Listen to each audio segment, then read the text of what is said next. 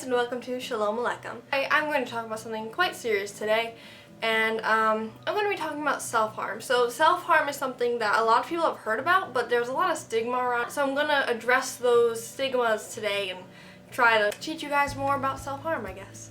On psychologytoday.com, self-harm is defined as the deliberate infliction of damage to your own body and includes cutting, burning, and other forms of injury. Most people think of cutting when they think of self-harm, but in reality self-harm can be anything like burning, hitting, punching, anything really. Anything that you use to inflict harm onto yourself. So yes, banging your head against the wall is self-harm. Punching something hard is self-harm.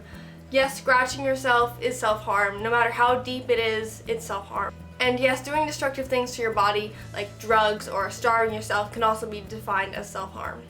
Part of the stigma around self-harm is that people assume that other people who self-harm do it for attention, and this is not true. Most of the time people self-harm because it's a way to release emotions that they otherwise can't really cope with, like extreme anger, extreme depression, sadness, or numbness even. Some people would self-harm just because it makes them feel alive. It reminds them that they can feel things. Some people do self-harm for attention, that is true, but I have the opinion that even if you're self-harming for attention, it's still bad because you're still self-harming and you shouldn't be doing that. And those people still need help just as much as people who don't do it for attention. Another self-harm misconception is that people do it as a way to kill themselves, and that's not necessarily true. A lot of times it's just kind of like a bad coping skill that they pick up.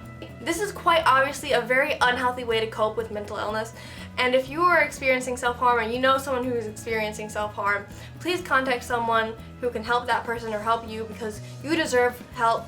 You are not worthless. I know what you might be thinking. You might be thinking you're worthless or useless or whatever, but you are a person and you deserve to get help. You do not need to be hurting yourself to feel good. If you suffer from self-harm, you may believe that you have it under control, but the truth is, if you're already self-harming, you've already lost control. You may also believe you don't hurt yourself enough to get help, but that's not true. If you're hurting yourself in any sort of way, any sort of severity, you need to get help.